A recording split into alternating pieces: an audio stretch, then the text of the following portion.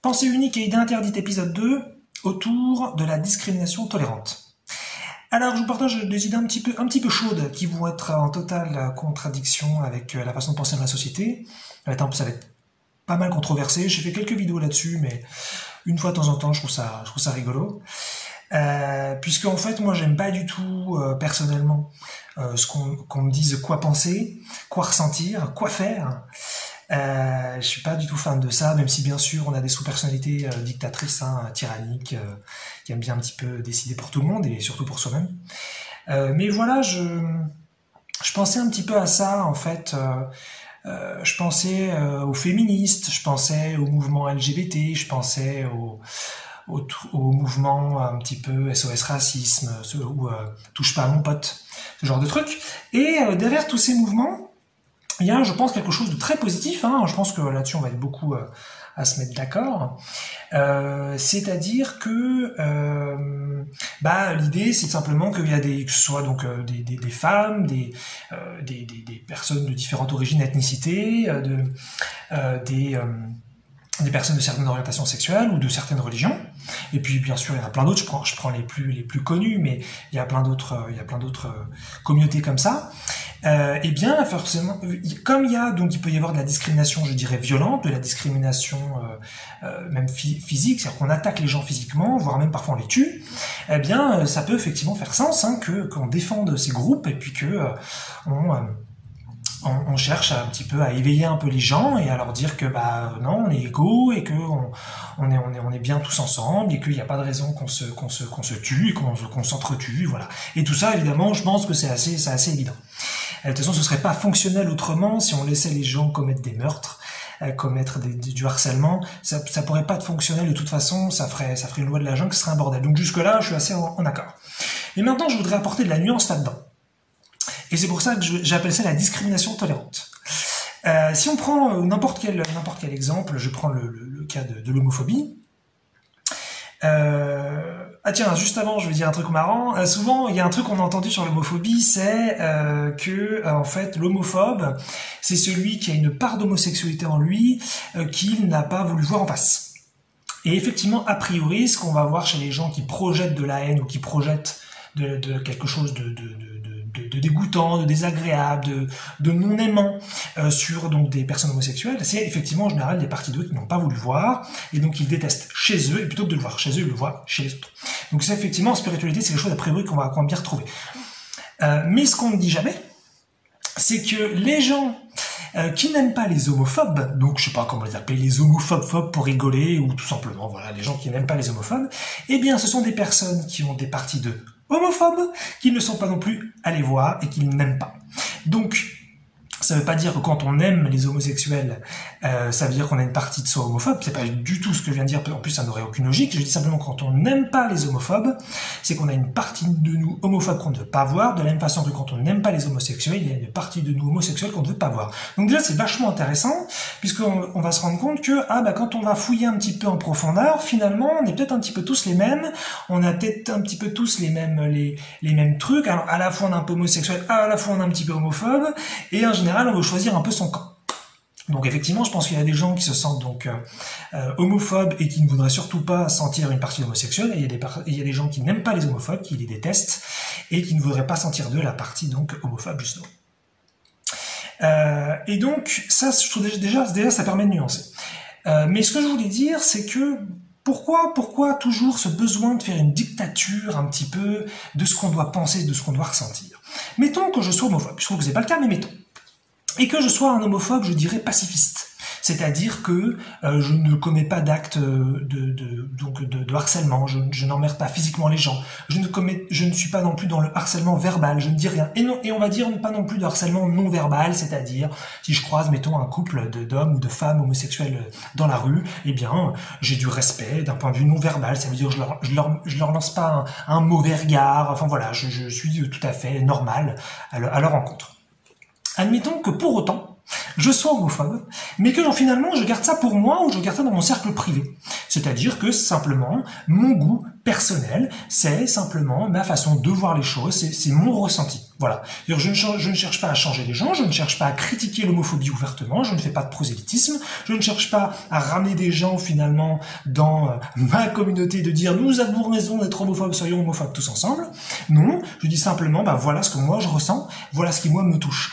Quel est le problème fondamental avec ça? Dans la mesure où, encore une fois, je suis pas en train de faire un appel au dire c'est bien de l'être, il faudrait qu'on le soit plus, il faudrait même que l'on commette des actes de harcèlement. Non, pas du tout. C'est un goût personnel. De la même façon qu'il y a plein de choses dans la vie, je sais pas, on n'aime pas certains sports, on n'aime pas certaines nourritures, on n'a pas besoin de faire des groupes pour attaquer ces sports, pour attaquer ces nourritures. Ça peut être des goûts tout à fait personnels qu'on garde pour nous ou pour notre cercle proche. Et ça, c'est quelque chose qui me dérange beaucoup dans notre société, c'est qu'il y a toujours cette dictature du bien, c'est vraiment ce qu'on nous dit, quoi ressentir, quoi penser, et tous ces mouvements qui ont, comme je l'ai dit en début de vidéo, finalement, qui sont bienveillants, parce qu'ils sont là effectivement pour protéger ces communautés d'attaque, donc de haine qui serait donc physique ou verbale, et là je suis tout à fait d'accord si on pourrait pas dans une société fonctionnelle, mais si on est en dehors de ça, est-ce qu'on pourrait pas trouver à ce moment-là une discrimination autorisée dans la mesure où elle est privée, elle est interne, elle est personnelle, elle est finalement sur notre ressenti à nous? Pourquoi doit-on toujours nous dire qui aimer, qui ne pas aimer? Et c'est vrai que c'est quelque chose, voilà, moi qui me dérange beaucoup. J'ai pas de ressenti de discrimination envers aucune communauté, actif en tout cas au minimum, conscient en tout cas au minimum, mais j'en ai assez qu'on me dise quoi penser, quoi ressentir. Si j'ai envie de ne pas aimer quelqu'un, je ne l'aime pas et je cherche pas du tout à lui faire du mal et je cherche pas du tout à le critiquer et à le tailler et à aller contre et à vouloir sa destruction et à vouloir son malheur activement. Non, je garde ça pour moi et ça me va très bien et voilà, et je ne souhaite pas donc du mal, comme je dis, activement sur cette personne. Donc je vois pas le problème que moi je ressente quelque chose, même si là je trouve que je ressens pas d'homophobie ou que je ressens pas de racisme ou que je ressens pas je suis pas fan du tout du mot antisémitisme parce que c'est un petit peu une arrogance d'avoir fait un seul mot pour une seule communauté alors que le racisme ça couvrait toutes les communautés, donc je serais très bien, et l'homophobie c'est pour la sexualité donc ça passe, donc je préfère dire homophobie et racisme. Mais la misogynie c'est pas intéressant parce que c'est seulement les femmes en revanche.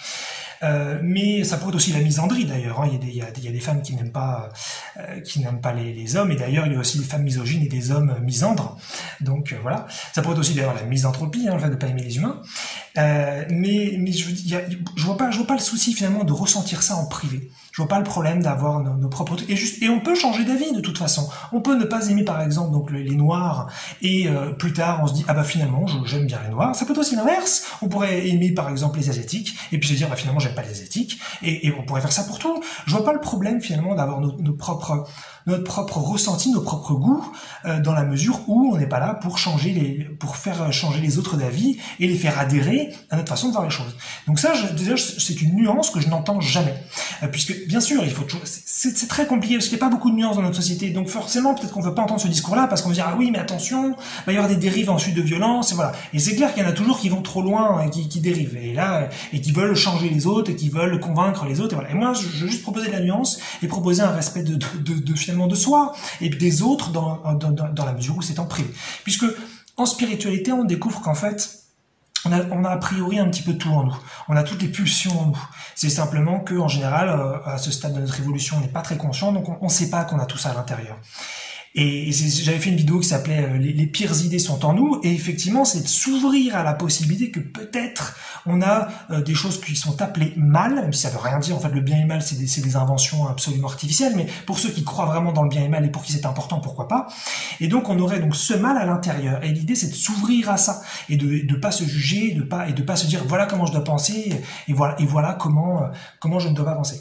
Et le truc c'est qu'en fait, moi, depuis que je m'ouvre, finalement, je sors de la dictature du bien, de toujours il faut être quelqu'un bien, toujours il faut bien penser, il faut bien ressentir, ça m'est insupportable. Et je m'ouvre à la possibilité d'avoir du mal, donc en interne, pas donc du mal actif, encore une fois, où je vais agir dessus et faire du mal à d'autres, mais tout simplement des ressentis que je m'autorise donc à exprimer entre moi et moi, ou éventuellement avec des personnes en privé, si ça les intéresse et si c'est contextuel, ou éventuellement là, dans une vidéo de conscience, en spiritualité, hein, voilà, on est, je dirais, voilà, on est dans une approche quand même un peu différente.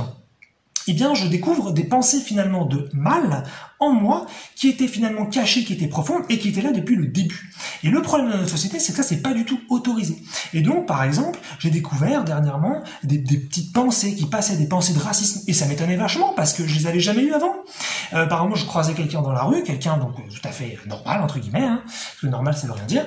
Et c'était quelqu'un, et peu importe, finalement, ça peut être une discrimination sur le physique, ça peut être une discrimination sur la couleur de peau, ça peut être une discrimination sur, je sais pas, quelque chose qu'il porte, un vêtement, quelque chose. Et finalement, j'ai vu qu'il y avait en moi, pendant parfois une petite seconde, il y avait une pensée qui passait, qui jugeait. Et en fait, il n'y a pas de problème avec ça. En spiritualité, on découvre, à défaut, encore une fois, d'avoir une capacité psychique qui nous permettrait de pouvoir beaucoup mieux gérer nos pensées, gérer nos émotions. Bah, pour l'instant, on a un petit peu des primitifs là-dessus, moi inclus. On fait avec comme on peut et on essaye de laisser passer nos pensées, laisser passer nos émotions et accepter un petit peu ça pour justement les traverser, les transcender et ensuite de plus en avoir besoin. Et le souci, c'est que si on dit les pensées racistes, les émotions racistes ou l'homophobie ou la misogynie, la misandrie et toutes sortes de choses auxquelles là je pense pas, eh bien c'est interdit, il faut surtout pas les avoir. Le problème, c'est qu'elles sont là, même si elles sont en petite quantité. Et elles vont jamais pouvoir s'exprimer et on va jamais pouvoir les traverser et être dans un amour sincère. Parce que si finalement j'ai 2, 3, 4% de racisme à l'intérieur de moi, mais que je veux jamais le voir parce que je me dis oh là là, c'est pas bien, c'est pas bien, c'est pas bien, je vais jamais être dans un amour plein. Je pourrais avoir une petite anxiété, un petit malaise avec certaines personnes sans jamais savoir pourquoi. Même consciemment, je ne le saurais pas. Je me dirais ah bah peut-être que j'ai un petit peu de misogynie en moi, mais je le sais absolument pas. Et donc quand je suis avec des femmes, je me sens pas hyper à l'aise, mais je pense que c'est pour telle ou telle raison, alors que c'est pas vrai du tout. Je suis juste pas aller voir ces émotions qui étaient en interne. Et donc, en fait, il n'y a pas à avoir peur de ces émotions et de ces ressentis parce qu'on va pas acter dessus. Et puis surtout, on ne va pas, c'est pour ça que c'est intéressant de faire un peu de spiritualité et de monter un peu en conscience. Surtout, on ne va pas s'y identifier. Ce n'est pas parce que j'ai une pensée de racisme ou une pensée d'homophobie que je suis raciste ou que je suis homophobe. C'est juste quelque chose qui me traverse à un moment donné. Et il n'y a aucun problème à ressentir des choses, les plus négatives soient-elles. Le souci, c'est plus quand je m'identifie, quand je crois que c'est réel. Et après, donc voilà, j'ai envie d'en faire peut-être plus une définition, peut-être plus d'acter et d'aller plus loin dedans. Et là, ça devient effectivement problématique pour la société. Mais je pense que, au contraire, on devrait permettre aux gens de réaliser que la plupart d'entre nous ont ces émotions négatives en interne, même si on nous a peut-être énormément éduqués, beaucoup programmés pour nous dire que les gens étaient tous égaux et que peu importe la couleur de peau, peu importe l'orientation sexuelle, peu importe le sexe, peu importe plein de choses, on dit très bien comme ça. Et c'est très intéressant. Je pense que ça a beaucoup apporté et c'est une très très bonne chose. Mais il peut y avoir effectivement des choses comme ça qui remontent. Et moi, c'est mon cas. Et plus je m'autorise finalement à avoir des choses négatives à l'intérieur qui me faisaient peur, en fait, avant, que je ne voyais donc pas. Mais je me disais, j'espère que c'est pas là, j'espère que c'est pas là. Mais de toute façon, je le vois pas, donc tout va bien. Maintenant que j'en ai plus peur, et ben ça commence à remonter. Et je vois des trucs comme ça qui sont interdits en société. Et je sais qu'il n'y a pas de souci, quoi, parce que je m'identifie pas, je m'en fous, ça va, encore une fois, ça va me traverser, ce sera probablement plus là. Et puis si c'est là, c'est pas grave, je vais pas acter dessus, je vais pas construire un truc autour de ça. Mais surtout, je m'autorise à les ressentir, je m'autorise à les penser. Et ça, c'est, je pense, très très très important, et c'est quelque chose qu'on n'a pas en société parce qu'on n'a pas encore cette conscience que nos émotions, ce ne sont pas nous. Et nos pensées, ce ne sont pas nous. Donc, si on peut avoir des pensées, de discrimination, et sans être dans la discrimination active. Voilà. Et donc, c'est pour ça que je parlais de discrimination tolérante. C'est autorisons-nous à ressentir nos choses en privé, autorisons-nous à penser ces choses-là, et prenons une distance avec ce que nous pensons, ce que nous ressentons, ce n'est pas ce que nous sommes. Donc voilà, un petit sujet autour de la pensée unique et des idées interdites. J'aime bien parce qu'on va un petit peu dans les limites de ce qui est acceptable et en même temps on est avec une approche qui est a priori selon moi tout à fait correcte puisque elle est tout à fait bienveillante dans le fond, donc il y a aucun problème. Et de toute façon, si on veut vraiment arriver à ce stade, là je parlais pour la gauche. Si vous êtes de gauche et que vous adorez l'idée qu'on soit tous ensemble et qu'on s'aime, pour ça, il va falloir traverser vraiment nos émotions. Et il va falloir traverser nos détestations. Si vous pensez vraiment que vous aimez une communauté et que vous le ressentez, vous ressentez vraiment cette affection, cet amour, cette amitié, cette gratitude, cette envie, tant mieux, c'est super. Mais si vous avez jamais fait de spiritualité, il n'est pas certain, mais il est très probable qu'en vous, il y ait aussi des émotions de détestation vis-à-vis de cette communauté. Et il n'y a aucun souci avec ça, c'est quand justement vous l'aurez ressenti pleinement et que vous l'aurez vécu intérieurement pleinement, que vous pourrez découvrir un amour beaucoup plus vaste, beaucoup plus fort pour cette même communauté. Donc, quelque part, un message d'amour, pas forcément évident, mais un message d'amour, c'est n'ayons pas peur du négatif non acté pour justement aller vers un amour sincère.